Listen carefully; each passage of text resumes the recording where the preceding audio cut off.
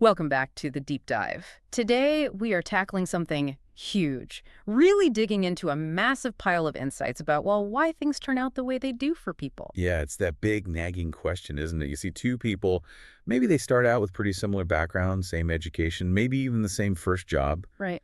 and yet fast forward 10, 20 years and their lives look completely different.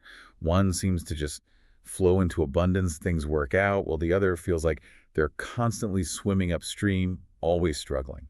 And we usually chalk it up to, luck or being in the right place. But the thinkers we're looking at today, they argue it's absolutely not random. Not at all. So our mission in this deep dive is to explore this invisible architect behind it, all the subconscious mind.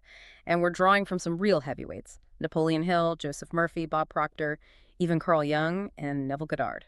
It's fascinating because these guys were coming from different angles, business, philosophy, metaphysics, psychology, but they all landed on incredibly similar conclusions about how our inner world shapes the outer one. Seriously, the convergence is striking. Decades apart, different fields, same core message. And here's the first big takeaway, the foundational warning, really. Your subconscious mind. It's neutral. It's obedient. Like a computer running code. Exactly. And whatever idea you feed it, consistently and with feeling, whether that idea is, going to boost you or break you, it takes that idea, plants it, and makes it grow. No questions asked. It just acts on the data, the emotional data and the repetition. Doesn't care if the program is success or failure. It just runs the program. Silently, under the radar, shaping everything: how you act, what you feel, and ultimately the actual tangible reality you experience day to day. Okay. Let's get into part one then. Really map out this silent architect. We're saying it's neutral, obedient, but if it's the engine, who's actually steering? And why do so many of us feel like we're just going in circles? Well, that's the crux of it, isn't it? The sources we're looking at hammer this home. Yeah. Most people aren't consciously steering at all. They're letting the world program them by default. So there's a huge difference between actively, deliberately training your subconscious versus just letting stuff sink in passively. Massive difference. The warning is stark.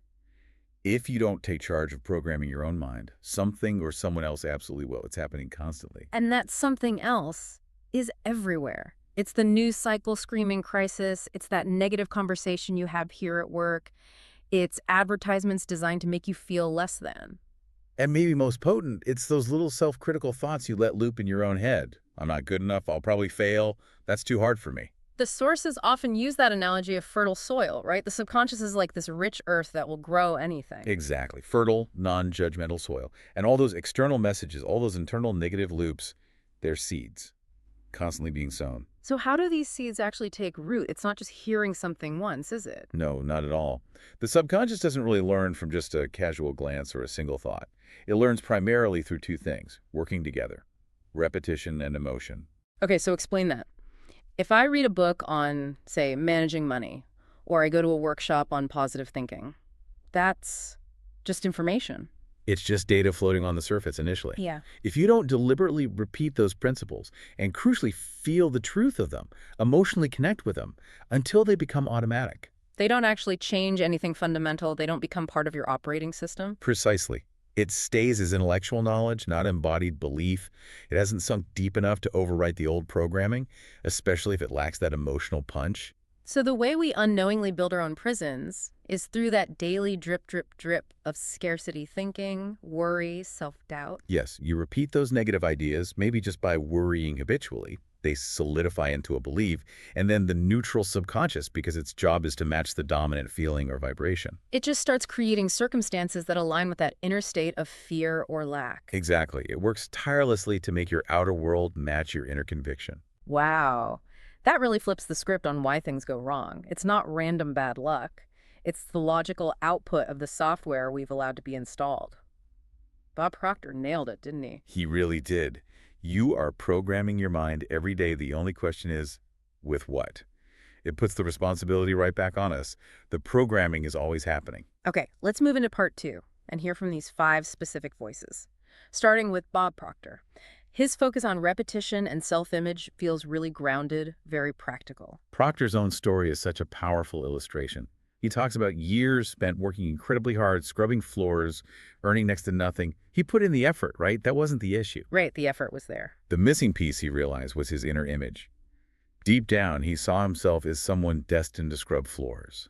That was his identity, and his reality just reflected that back to him perfectly. So it wasn't external judgment holding him back. It was his own internal blueprint. How did he actually change that? Through relentless, focused repetition. He found Think and Grow Rich, but unlike most people who read it once and put it down. Which is what most of us do. Right. He took one specific passage and committed to studying it every single day, reading it, writing it out, thinking about it, feeling it, for months on end. He understood the fatal error, mistaking understanding for transformation. I have to hammer it in. You have to hammer it in emotionally until the idea of abundance, or whatever the goal is, isn't just a wish. It's etched into your subconscious. It becomes part of who you are. It shifts from, I want to be successful, to this deep internal knowing, I am success. Exactly. And that constant emotional repetition literally builds a new self-image, what he later called a paradigm.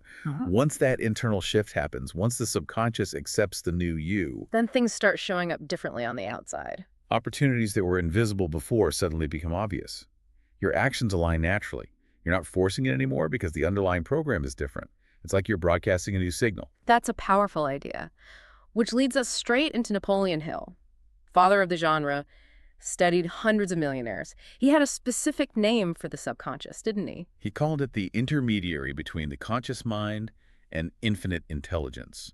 And the really crucial point he stressed was that this part of your mind, it never sleeps. It's always on, always recording. Always listening. Wow. And his key technique was autosuggestion. Yes, but it's way more than just saying nice things to yourself. For Hill, autosuggestion was the constant rhythmic repetition of a clear, definite goal, and this is critical, backed by intense emotion, by faith. Emotion again. Always emotion. He believed this process impresses the goal onto the subconscious so deeply that it becomes like a magnet. It translates into that unshakable confidence, quick decisions, that intuitive knowing he saw in all the leaders he studied. But he also issued a stark warning: this power cuts both ways. Absolutely. The subconscious doesn't judge the goal. It just responds to the energy. So if you constantly dwell on poverty, on how hard things are, on your fear of failure, You're essentially using autosuggestion to manifest that. you got it. The subconscious takes that dominant fear as your instruction manual. It starts attracting the circumstances, the obstacles, the very things you're afraid of to match that energy. His famous quote is like a formula. Thoughts mixed with fear will produce fear in reality. Thoughts mixed with faith will produce miracles. The mixing the emotion is the active ingredient, It's everything. which dovetails perfectly with Joseph Murphy and his emphasis on that emotional charge. His fertile soil analogy is so simple, but so profound. It really is. The subconscious is the soil. Plant wheat, you get wheat. Plant nightshade, you get nightshade. It just grows whatever seed you give it, good or bad. Indiscriminately. Totally. And Murphy's biggest warning was about what he called the contradiction trap. This is where we shoot ourselves in the foot, right? Saying one thing, feeling another. Exactly. Yeah. This is where most people, even with good intentions, mess it up. You consciously affirm, I am wealthy, or you pray for prosperity. But then you spend the rest of the day feeling anxious about bills, complaining about prices, worrying about the economy. You're planting seeds of prosperity with your words, but seeds of lack with your dominant feeling. And the subconscious gets confused. Or does it pick one? It picks the dominant one. The feeling always wins. Murphy said emotion is the true language of the subconscious. Your words, your affirmations, if they don't carry that conviction, that feeling, they're just noise, like whispering to a sleeping giant. So if I say, I am abundant, but my stomach clenches with fear when I think about my bank balance, the clenching is the real message getting through. That's the message it acts on, which highlights the danger of doubt. Murphy was clear. Doubt isn't just a lack of faith. It's active belief in failure. Wow, okay. Doubt is belief in the negative. It's an emotional conviction, and the subconscious accepts it just as readily as faith. It manifests your deepest, truest gut-level belief. That's why Murphy insisted, you will receive not what you pray for, but what you truly believe, what you feel to be true. Okay, let's shift perspective a bit now. Bring in Carl Jung. He adds this crucial psychological layer, explaining why these techniques sometimes don't work even when people try hard. His concept of the shadow. Jung takes us deeper into the personal and collective unconscious. He's looking at the hidden stuff, the fears we don't admit to, the repressed desires, the ingrained family or cultural beliefs operating below the surface. He wasn't directly focused on making money. His goal was psychological wholeness. But it has a huge impact on things like wealth creation. How? Absolutely. It works through unconscious sabotage. Jung said if you ignore these hidden parts of yourself, your shadow, they don't just go away, they get projected outward. They manifest as recurring patterns in your life that you call fate or bad luck. Okay, give me an example related to wealth. How does a hidden fear block my income? Let's say deep down, maybe from childhood or cultural messages, you hold a hidden belief that rich people are greedy or money is the root of all evil, or even it's not safe for me to be more successful than my parents were. Right, those ingrained ideas. Your conscious mind might be striving for success, but your subconscious, trying to protect your sense of being a good or loyal person based on those hidden beliefs, will actively block opportunities. It might make you procrastinate, make stupid financial mistakes, or ensure any extra money you get vanishes quickly. Whoa. So it's not that the subconscious is against wealth. It's trying to maintain your existing, possibly flawed identity. Exactly. It's protecting you from violating a hidden rule or belief. You end up fighting yourself, not the external world. This inner conflict, this psychic fragmentation, as Jung called it, is often the real barrier. That is a huge insight. It explains so much frustration. And it leads right to his famous warning. Until you make the unconscious conscious, it will direct your life, and you will call it fate. You have to dig up those hidden beliefs. True abundance requires psychological integration. And finally, Neville Goddard. He took imagination to a whole different level, not just daydreaming, but actual creation. For Goddard, imagination is the creative act. It's not separate from reality. It's the substance from which reality is formed. He taught that the world you see out there is just a delayed reflection, a shadow of what you have consistently imagined and accepted as true within your own mind. And his core principle, maybe the simplest and most powerful distillation of all this, is feeling is the secret. That's the key. Goddard insisted that any scene, any scenario you mentally rehearse with the accompanying feeling plants a seed in the subconscious that must eventually sprout into external reality. And the problem is we do this all the time, negatively. Constantly. We mentally rehearse arguments, we imagine getting rejected, we vividly picture financial disaster, and we feel the anxiety, the fear, the disappointment that goes with those scenes. We're literally using this creative power against ourselves day in and day out. So what was his method for using it constructively? His core technique was living in the end.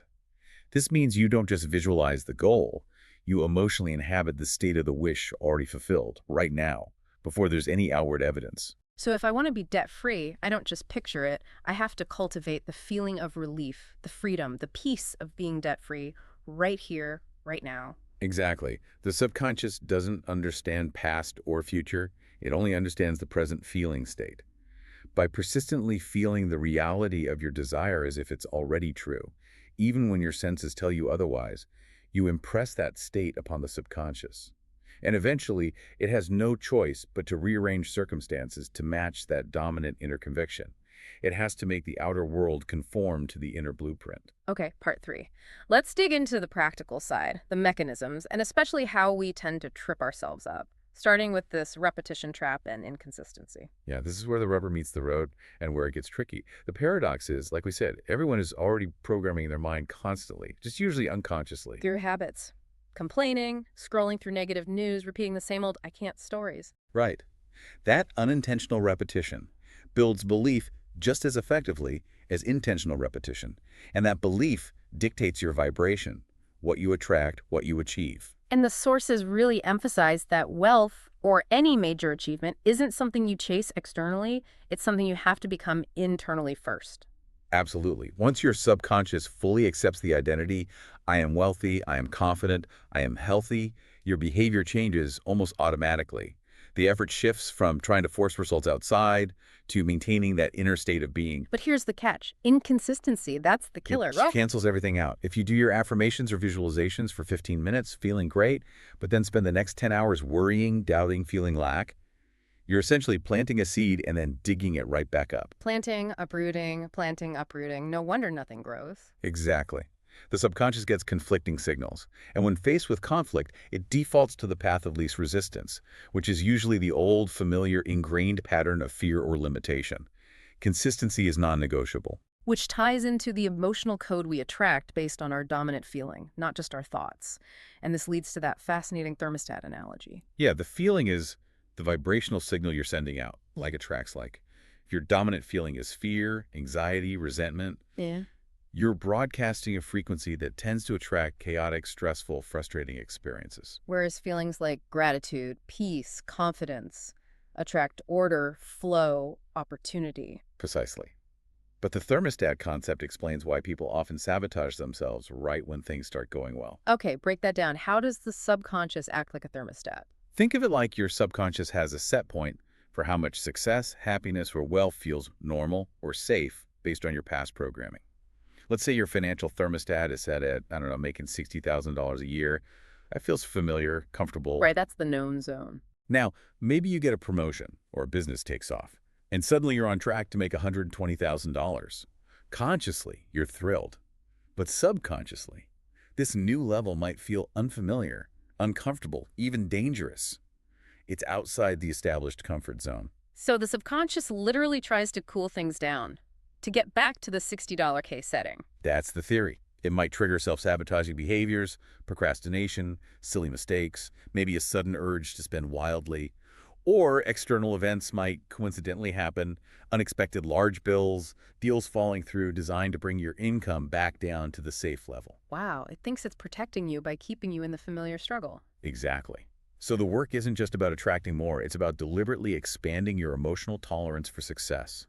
You have to practice feeling comfortable, safe, and deserving at that higher level through visualization and emotional rehearsal until 120K feels like the new normal. You have to reset the thermostat internally first. That explains so much, like lottery winners going broke. It's a classic example. Their thermostat was never reset to handle that level of abundance. And speaking of external influences, we have to talk about environment, the invisible programmer. Right, because even if you're trying to do the internal work, your surroundings can undermine you. Hugely. The sources are unanimous on this. Hill stressed associating with positive, successful people. Proctor put it bluntly, your environment is your invisible teacher. You absorb the beliefs, attitudes, and limitations of the people and the media you immerse yourself in. It seeps in subconsciously. This links to Murphy's idea of the mass mind or Proctor's paradigm, that sort of collective hypnosis where society conditions us to accept limitation as normal. Yeah, that pervasive belief in scarcity. There's not enough to go around. It's hard to get ahead. The system is rigged against the little guy. If you're constantly surrounded by that energy, it takes tremendous effort to maintain a mindset of abundance. So you need a degree of, like, psychological protection. Psychological isolation, in a sense. You have to consciously curate your inputs. Be ruthless about guarding your attention. Limit exposure to constant negativity, whether it's news, social media doom scrolling, or even friends who only complain.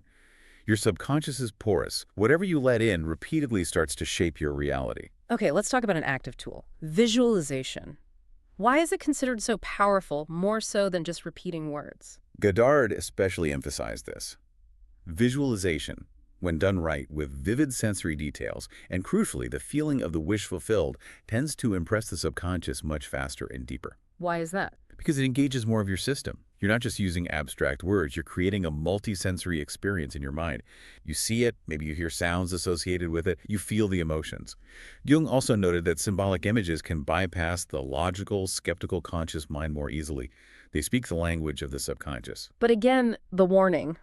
We're always visualizing, right? Just usually the stuff we don't want. Exactly. Worry is negative visualization. When you anxiously picture failing the presentation, or imagine the argument you might have, or see the bills piling up, you're running a detailed, emotionally charged mental rehearsal of failure. And the subconscious just takes notes. Okay, boss, got it. More failure coming right up. Pretty much. The cure, then, is deliberate, disciplined, positive visualization.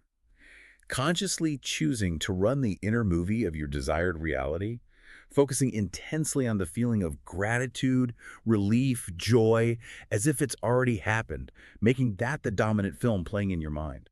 And this brings us to the core struggle for many.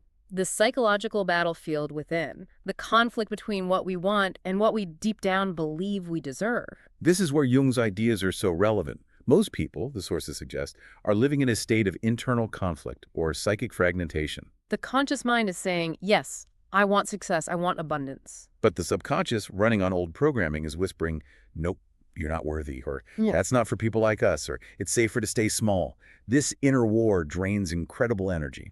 And the subconscious doesn't care about intentions. It follows the strongest emotion. That is the absolute key. It obeys the feeling, not the words. If the fear of failure or the fear of success or the feeling of unworthiness is emotionally stronger, more deeply ingrained than the desire, it will win. It'll steer you back towards what feels familiar, even if it's painful. it defaults to safety and familiarity. Murphy's advice here was simple but profound.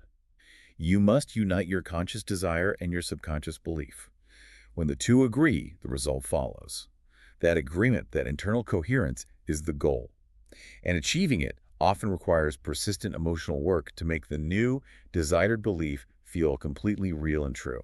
All right, let's pull this all together in part 4. We've seen the mechanisms, the warnings from the masters. It seems everything ultimately boils down to this fundamental choice, faith versus fear. Absolutely. Every source circles back to this. Every moment, every thought you entertain, every feeling you allow, it's feeding one of those two masters. There's no neutral ground. They're both forms of belief, right? Just directed differently. Exactly. Both require your mental and emotional energy. You're either investing that energy in imagining and feeling positive outcomes, faith, or you're investing it in imagining and feeling negative outcomes, fear. Murphy's definition of fear was chilling. Faith in evil. Believing strongly in the negative possibility. It really reframes it, doesn't it? And Hill, studying the ultra-successful, found their common denominator wasn't genius or luck, but this unwavering psychological certainty, this deep inner conviction, this expectation of success, even when things looked bad externally. So the choice is minute by minute. Worry about the bills, you're praying to fear. Force yourself to feel the relief of abundance, you're praying to faith. And the subconscious, the faithful servant, can't serve two masters with conflicting instructions. It will ultimately manifest the one you feed with the most consistent, intense emotion. Which means achieving this shift requires discipline, mental practice. It's not a one-time fix. Definitely not. Proctor was relentless about this. You wouldn't expect to build physical muscles by going to the gym once. Mental muscles, the habits of thought and feeling, require daily training. Reading a book or attending a seminar gives you the map, but you still have to walk the path every day. And the sources gave specific exercises, didn't they? Daily drills. Yes, practical things. Yeah. Murphy stressed daily affirmations, but said with deep feeling like, "It is my divine right to be rich, happy, and successful," repeated until you feel its truth resonate. Hill had his method, too. Hill prescribed writing down your clear, definite chief aim, your main goal, and reading it aloud, morning and night, injecting as much emotion and belief as possible, making it a ritual. And Goddard's nightly revision seems incredibly potent. It really does. Just before sleep, when the conscious mind is drowsy and less resistant, you mentally replay any event of the day that didn't go as you wished, but you revise it. You rewrite the scene in your imagination so it unfolds perfectly. So you change the memory, effectively. You change the feeling associated with the memory. You imagine the argument ending harmoniously, the mistake being corrected, the project succeeding, and you fall asleep, dwelling on the feeling of satisfaction from the revised scene.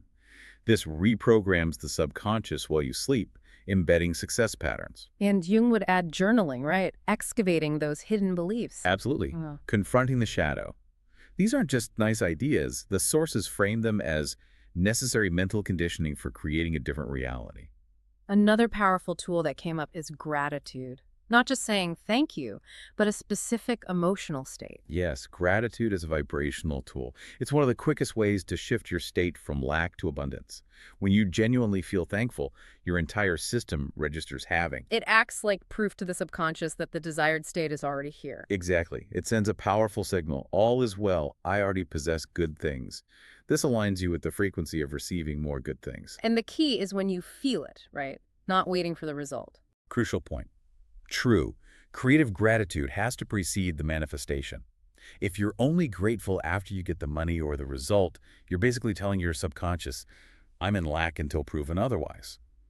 You need to cultivate gratitude now for the good you desire as if it's already yours. That's the act of faith that makes the law work. Okay, this leads to the final warning, perhaps the biggest mistake people make. Reacting to reality as if it's fixed. This is the trap most people fall into. They look at their current circumstances, the debt, the struggle, the lack, and they react emotionally to that. They feel fear because of the debt. And that fear just reinforces the condition. It keeps the debt locked in place. Precisely. You get stuck in a feedback loop where the external reality dictates your internal feeling, and that internal feeling then perpetuates the external reality. You have to break that cycle. Goddard's advice here feels paramount. Do not wait for facts to confirm your belief. Belief creates the facts. You have to generate the feeling first. You have to decide what you want your reality to be. Cultivate the inner state that matches it, and hold on to that state regardless of current appearances.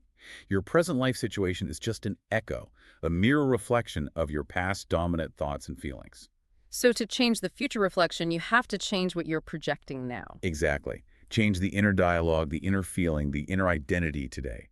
As Goddard summed it up, the world is yourself pushed out. Reality is mirroring you. So let's wrap this deep dive with a practical action plan, a summary of the essential steps for reprogramming pulled from all these thinkers. Okay, first, awareness. You have to start paying attention. Observe your habitual thoughts and feelings about money, success, yourself, without judgment for maybe a week. Just notice the patterns. Second, make a conscious decision.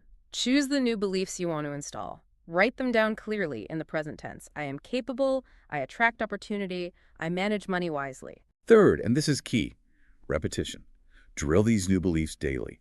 Use affirmations. Read your goals aloud, especially first thing in the morning and last thing at night. And crucially, infuse them with positive emotion. Fourth, visualization. Mentally rehearse your desired reality. Make it vivid, sensory, and focus on the feeling of having already achieved it, the relief, the joy, the gratitude. Fifth, cultivate gratitude now. Feel thankful for the abundance you are creating even before it fully manifests. Make gratitude a regular practice. Sixth, take inspired action. As your inner state shifts, you'll get intuitive ideas, nudges, opportunities. Act on them with confidence. Don't just sit and wait. Seventh, manage your environment. Consciously choose who and what you expose yourself to. Minimize negativity. Surround yourself with influences that reinforce your new abundance consciousness. And finally, eighth, persistence. This isn't a quick fix. Keep up the practices relentlessly until the new beliefs feel completely natural, automatic, and more real to you than your old limitations or current circumstances. Don't stop until it's your new normal. Okay, so after diving deep into Hill, Murphy, Proctor, Jung, and Goddard, the unified message is incredibly clear, isn't it? Your outer world is nothing more than the echo of your inner belief. It truly is. Wealth, success, happiness, they're not things you chase frantically out there. They are fundamentally an internal calibration. It's about aligning your thoughts, your core feelings, your expectations, and your actions with the reality you want. When that inner harmony is consistent, the outer world has to reflect it. It's a law, like gravity. But it's an unforgiving law, too. The subconscious is this incredibly loyal servant ready to execute any program you give it. But if you ignore it, if you let old negative programming run on default, it becomes a ruthless master. It will faithfully recreate patterns of lack, fear, and struggle over and over until you finally decide to consciously take control. You have to command it deliberately, or it commands you automatically. And maybe the most profound shift in perspective from all these thinkers is this. You're not really fighting the external world, the economy, the competition, the bad luck. You're primarily fighting your own reflection. The struggle is internal. The external is just the readout. Exactly. The outer chaos mirrors inner conflict. The outer lack mirrors inner limitation. So the final thought we want to leave everyone with today is really a question for you, the listener, to reflect on. What hidden image, what limiting belief, what old identity are you still subconsciously protecting or holding on to deep inside? What part of you is secretly contradicting your conscious desire for more? And maybe more importantly, are you ready, truly ready, to let go of that old self-image and step fully into the feeling, the identity of the person you want to become? Because your subconscious is always online, always listening, and always working to manifest your dominant conviction. The only question is, what conviction are you feeding it right now?